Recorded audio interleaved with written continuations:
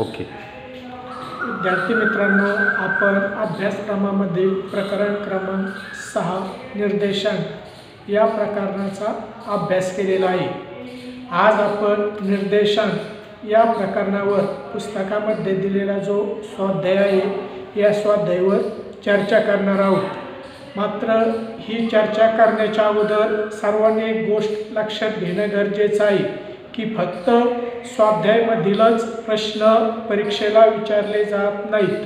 Board परीक्षा असू द्या किंवा त्या ठिकाणी इंटरनल एक्झाम असू द्या, फक्त स्वाध्यायामधील प्रश्न जसेच्या तसे विचारले जात नाहीत. दिलेला जो काही अभ्यासक्रम आहे, जे काही आपण प्रकरण अभ्यासलेलं असतं, या प्रकरणातील कोणत्याही घटकावर परीक्षेस प्रश्न विचारला जातो. मग तो प्रश्न प्रकरणामधील स्वाध्यायामध्ये दिलेला असो किंवा नसो, सर्वांनी या गोष्टीची नोंद घ्यायची आहे. प्रकरणामध्ये दिलेला जो स्वाध्याय आहे या स्वाध्यायामध्ये एकूण 7 प्रश्न आहेत आणि या प्रश्नांचा आपण या ठिकाणी थोडक्यात त्या ठिकाणी कशा पद्धतीने उत्तर देणं अपेक्षित आहे ते या ठिकाणी विचारात घेणार आहोत. त्यापैकी प्रश्न क्रमांक 1 वस्तुनिष्ठ स्वरूपाचा असा प्रश्न या ठिकाणी विचारण्यात आलेला आहे. प्रश्न क्रमांक 1 योग्य पर्याय निवडा. त्यामध्ये एकूण 5 विधानं देण्यात आलेली आहेत आणि त्या ठिकाणी योग्य पर्याय कोणता आहे तो सांगायचा आहे. पहिलं विधान पहा, किंमत निर्देशांकाचा अयोग्य संबंध असलेली विधाने शोधा. 4 विधाने दिलेली आहेत. पहिलं विधान आहे अ निर्देशांकाचे भौगोलिक साधन. दुसरं, हवेच्या दाबाचे मोजमाप निर्देशांकात केले जाते. तिसरं आहे आर्थिक चलातील सापेक्ष बदलाचे मोजमाप निर्देशांकात केले जाते. आणि ड आहे निर्देशांक हा विशिष्ट सरासरीमध्ये असतो. किती विधानं दिलेत? 4 आणि त्यावर आधारित पर्याय दिलेत. पहिला पर्याय दिलाय क आणि ड. दुसरा पर्याय आहे अ आणि ब. तिसरा पर्याय आहे ब आणि क आणि चौथा पर्याय आहे अ ब क आणि ड. त्यापैकी प्रश्न नीट व्यवस्थित लक्षात घ्या. काय म्हटलंय? किंमत निर्देशांकाचा अयोग्य संबंध असलेली विधाने शोधा. 4 विधाने दिलेत. त्यातील किंमत निर्देशांकाचा अयोग्य संबंध असणारी विधान आहे. दिलेल्या पर्यायापैकी पर्याय क्रमांक 2 अ आणि ब. कोणतं उत्तर राहील पहिल्या विधानाचं? अ आणि ब. अ विधान कोणतं दिलेलं आहे? निर्देशांकाचे भौगोलिक साधन. आणि ब आहे हवेच्या दाबाचे मोजमाप निर्देशांकाद्वारे केले जाते. ही दोनही विधाने निर्देशांकाच्या बाबतीत कशा आहेत? अयोग्य असलेले आपल्याला दिसून येतात. म्हणून पहिल्या विधानाचं उत्तर येईल पर्याय 2 अ आणि ब. नंतर दुसरं विधान आहे निर्देशांकाचे महत्त्व खालील विधानांमधून शोधा. 4 विधाने दिलेली आहेत. अ विधान भविष्यकाळाचे पूर्वानुमान काढण्यासाठी निर्देशांक उपयुक्त. ब विधान भाववाढीचे मोजमाप करण्यासाठी निर्देशांक उपयुक्त. क विधान योग्य धोरणाची आखणी करण्यासाठी निर्देशांक उपयुक्त. आणि ड विधान निर्देशांक चुकीच्या वापरासाठी केला जातो. काय म्हटलंय? निर्देशांकाचे महत्त्व खालील विधानातून शोधा. 4 विधानं दिलेत आणि त्यावर निर्देशांकाचं महत्त्व शोधण्यासाठी 4 पर्याय दिलेत. पहिला पर्याय आहे ब क आणि ड विधान. दुसरा पर्याय आहे अ क आणि ड विधान. तिसरा पर्याय आहे अ ब आणि ड विधान. आणि चौथा पर्याय आहे अ ब आणि क विधान. त्यातील योग्य उत्तर राहील पर्याय क्रमांक 4 अ ब आणि क. अ विधान कोणतं आहे? भविष्यकाळाचे पूर्वानुमान काढण्यासाठी निर्देशांक उपयुक्त आहे. ब विधान भाववाढीचे मोजमाप करण्यासाठी निर्देशांक उपयुक्त. आणि क विधान योग्य धोरणाची आखणी करण्यासाठी निर्देशांक उपयुक्त.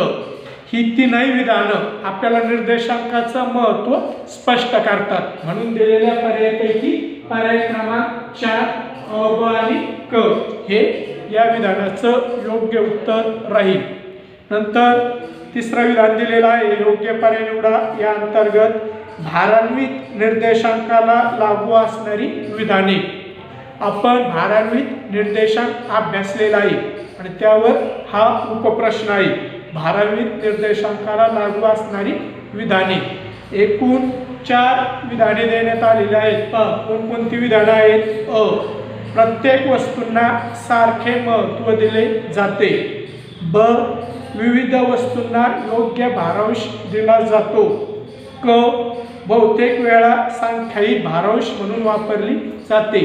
आणि भारान्वित निर्देशांक मोजण्यासाठी लास्पेर आणि पास्चेचा निर्देशांक वापरला जातो. यावर आधारित पर्याय दिलेत. पुन्हा पहिला पर्याय आहे क आणि ड. दुसरा पर्याय आहे क आणि ड. तिसरा पर्याय आहे ब आणि ड. आणि चौथा पर्याय आहे ब क आणि ड. या 3 योग्य पर्याय या ठिकाणी आपल्याला शोधायचा आहे. काय म्हटलंय प्रश्न व्यवस्थित लक्षात घ्यायचा. भारान्वित निर्देशांकाला लागू असणारी विधानं. कोणकोणती विधानं लागू होतात? पहिलं विधान, विविध वस्तूंना सारखे महत्त्व दिले जाते. हे विधान लागू होतं का? नाही. साध्या निर्देशांकात सर्व वस्तूंना सारखे महत्त्व दिले जाते. मात्र भारान्वित निर्देशांकात सर्व वस्तूंना सारखे महत्त्व दिले जात नाही. म्हणून पहिलं विधान त्या ठिकाणी लागू होत नाही. नंतर दुसरं विधान, विविध वस्तूंना योग्य भारांश दिला जातो. हे विधान लागू होते. विधान, बहुतेक वेळा संख्याही भारांश म्हणून वापरली जाते. हे विधान देखील भारान्वित निर्देशांकाला लागू होते. आणि विधान, भारान्वित निर्देशांक मोजण्यासाठी लास्पेर आणि पास्चेची पद्धत वापरली जाते. हे विधान देखील त्या ठिकाणी लागू होते. म्हणून त्या ठिकाणी उत्तर आहे पर्याय क्रमांक 1 ब क आणि ड. विधान लागू होत नाही. म्हणून पहिल्या पर्यायामध्ये दिलेले जे उत्तर आहे ब क आणि ड हे विधान योग्य असलेले आपल्याला दिसून येतात. नंतर चौथं विधान आहे योग्य पर्याय निवडा. या अंतर्गत निर्देशांकाच्या मर्यादांशी संबंधित विधाने. निर्देशांकाच्या कोणकोणत्या मर्यादा आहेत त्या संबंधित काही विधाने दिले आणि त्यातील योग्य पर्याय कोणता ते निवडण्यास सांगितलेलं आहे. पहिलं विधान, निर्देशांक संपूर्णपणे खात्रीशीर नसतात. गोळा केलेली माहिती पूर्वग्रहदूषित असू शकते. प्रत्येक सूत्रामध्ये काहीतरी उणीव असते. आणि निर्देशांक वस्तूंमधील गुणात्मक बदलाकडे दुर्लक्ष करतात. अशी 4 विधाने दिली आणि त्यावर आधारित पुन्हा पर्याय दिलेले आहेत. पर्याय 1 क आणि ड. पर्याय 2 ब क आणि ड. पर्याय 3 ब आणि ड. आणि पर्याय 4 ब क आणि ड. यातील योग्य उत्तर राहील पर्याय क्रमांक 2 ब क आणि ड. दिलेली जे वरील 4ही विधानं आहेत ते विधानं आपल्याला निर्देशांकाच्या मर्यादा असलेले दिसून येतात. नंतर 5वं विधान आहे योग्य जोडीचा पर्याय निवडा. त्या ठिकाणी गट देण्यात आलेला आहे आणि ब गट देण्यात आलेला आहे. गटामध्ये निर्देशांकाचे प्रकार दिले. ब गटामध्ये त्या ठिकाणी निर्देशांक काढण्याचे सूत्र दिले आणि त्यावर आधारित योग्य पर्याय असणारी जोडी आपल्याला या ठिकाणी निवडायची आहे. किंमत निर्देशांक, मूल्य निर्देशांक, संख्यात्मक निर्देशांक आणि पास्चे निर्देशांक गटात देण्यात आलेले आहेत आणि ब गटामध्ये सूत्र देण्यात आलेले आहेत. त्यावर आधारित योग्य पर्याय असणारी जोडी कोणती ती शोधायची. तर त्याचं उत्तर येईल पर्याय क्रमांक 2 पहिल्याची जोडी ड. या ठिकाणी पहिला घटक कोणता दिलेला आहे? किंमत निर्देशांक. किंमत निर्देशांकाचं सूत्र काय आहे? समेशन P1 भागिले समेशन P0 गुणिले 100. म्हणून त्या ठिकाणी पर्याय 2 मधील पहिल्याचं उत्तर काय आहे? ड. दुसऱ्याचं अ, तिसऱ्याचं ब आणि चौथ्याचं क. योग्य पर्याय कोणता राहील? दुसरा. नंतर मूल्य निर्देशांक. मूल्य निर्देशांक काढण्यासाठी काय सूत्र आहे? त्या ठिकाणी समेशन P1Q1 भागिले समेशन P0Q0 गुणिले 100 हे मूल्य निर्देशांकाचं सूत्र आहे. नंतर संख्यात्मक निर्देशांकाचं सूत्र कोणतं येईल पहा, समेशन Q1 भागिले समेशन Q0 गुणिले 100 आणि 5 चे निर्देशांक याचं काय सूत्र येतं पहा, त्या ठिकाणी समेशन P1Q1 भागिले समेशन P0Q1 गुणिले 100. त्यामुळे योग्य जोडीचा पर्याय कोणता राहील, पर्याय क्रमांक 2. दिलेले जे काही 4 पर्याय 1 2 3 4 त्यातील पर्याय क्रमांक 2 हे योग्य उत्तर असलेलं आपल्याला दिसून येतं. अशा पद्धतीने हा प्रश्न क्रमांक 1 देण्यात आलेला आहे. योग्य पर्याय निवडा. यातील 5 विधानांची उत्तरं या पद्धतीने राहतील. पहिल्याचं उत्तर पर्याय 2 अ आणि ब, दुसऱ्याचं उत्तर पर्याय 4 अ ब आणि क, तिसऱ्याचं उत्तर पर्याय 1 ब क आणि ड, चौथ्याचं उत्तर पर्याय 2 अ ब क आणि ड आणि पाचव्याचं उत्तर पर्याय 2 पहिल्याचं ड, दुसऱ्याचं तिसऱ्याचं ब आणि चौथ्याचं क. ही योग्य उत्तरे आहेत. नंतर पहा प्रश्न क्रमांक 2 सहसंबंध पूर्ण करा या पद्धतीचा प्रश्न आहे. त्यामध्ये एकूण 4 विधाने देण्यात आलेली आहेत आणि त्या ठिकाणी सहसंबंध पूर्ण करण्यास सांगितलेलं आहे. या ठिकाणी प्रत्येक विधानाचे 2 भाग असतात पहा, डावी बाजू आणि उजवी बाजू. ज्या ठिकाणी 4 टिंब देण्यात आलेले आहेत त्याच्या डावीकडील भाग आणि त्याच्या उजवीकडील भाग. डावीकडील भाग जर पूर्ण असेल तर उजवीकडील भागामध्ये एखादा शब्द त्या ठिकाणी लिहिण्यास सांगितला जातो चौकोनामध्ये, किंवा त्या ठिकाणी जर उजवीकडील भाग पूर्ण असेल तर त्या ठिकाणी डावीकडील भागामध्ये दिलेल्या चौकोनात विशिष्ट शब्द लिहिणं आवश्यक असते. सहसंबंध डाव्या बाजूवर आधारित उजवी बाजू पूर्ण करायची किंवा उजव्या बाजूवर आधारित डावी बाजू पूर्ण करायची. या ठिकाणी पहिलं विधान निर्देशांक, त्याचा संबंध काय दर्शवला, भावार्थ. ही झाली डावी बाजू निर्देशांक, त्याच्याशी संबंधित कोणता शब्द दिला, भावार्थ. आता उजव्या बाजूला चौकोन दिलाय आणि त्याच्या पुढे म्हटलंय शेती उत्पादन. आता शेती उत्पादन या संबंधित कोणता निर्देशांक आहे तो या ठिकाणी लिहिणं गरजेचं आहे. कोणता निर्देशांक येईल, कृषी उत्पादन निर्देशांक. हे या ठिकाणी उत्तर आहे, कृषी उत्पादन निर्देशांक. या पद्धतीने दिलेल्या चौकोनात उत्तर लिहिणं गरजेचं आहे. पूर्ण विधान लिहून काढायचे आणि नंतर दिलेल्या चौकोनात योग्य उत्तर येईल. काय म्हटलं होतं पहा, निर्देशांक भावार्थ आणि इकडं शेती उत्पादन. त्याच्या डाव्या बाजूला काय लिहिणं गरजेचं होतं, जसं भावार्थच्या डाव्या बाजूला म्हटलंय निर्देशांक, तसं शेती उत्पादनातील बदल मोजण्यासाठी कृषी उत्पादन निर्देशांक वापरला जातो. म्हणून त्या ठिकाणी सहसंबंध येईल चौकोनामध्ये कृषी उत्पादन निर्देशांक. दुसरं विधान, त्या ठिकाणी सुरुवातीला डावी बाजू पूर्ण आहे का, नाही, उजवी बाजू पूर्ण आहे पहा. P1 चालू वर्ष किंमत, चालू वर्षाच्या किमतीसाठी P1 असा सांकेतिक शब्द वापरला जातो. हे अक्षर त्या ठिकाणी विचारात घेतलं जातं. त्यावर आधारित डावी बाजू पूर्ण करायची. मूळ वर्ष किंमत यासाठी सांकेतिक लिपीमध्ये आपण कोणता चल वापरत असतो, P0. या ठिकाणी कोणतं उत्तर आहे दिलेल्या चौकोनात P0. या ठिकाणी P1 आहे उजव्या बाजूला चालू वर्षाच्या किमतीशी आधारित, म्हणून या ठिकाणी दिलेल्या 4 टिंबाच्या डाव्या बाजूला मूळ वर्ष किमतीशी आधारित P0 हे उत्तर येणं गरजेचं आहे.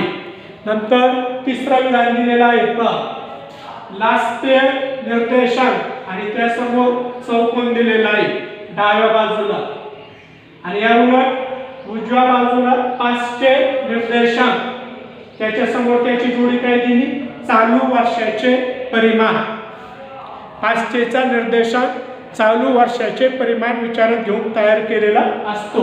तर लास्ट इयर निर्देशांक कोणत्या वर्षाचे परिमाण, विचारात घेऊन तयार केलेला असतो मूळ भाष्याचे परिमाण.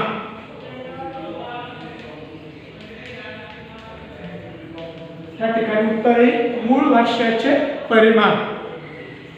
आणि शेवटचं विधान आहे चौथं, डावी बाजू अपूर्ण आहे, उजवी बाजू पूर्ण दर्शवलेली आहे. संयुक्त निर्देशांक त्याची जोडी काय दिली? चलांचा गट. संयुक्त निर्देशांक त्याची जोडी काय दिलेली आहे? चलांचा गट. आणि त्यावर आधारित डावी बाजू पूर्ण करण्यास सांगितलेले आहे. एक चल कोणत्या निर्देशांकात असतं ते या ठिकाणी मांडणं गरजेचं आहे. चलांचा गट, संयुक्त निर्देशांक, एक चल, एकीकृत निर्देशांक.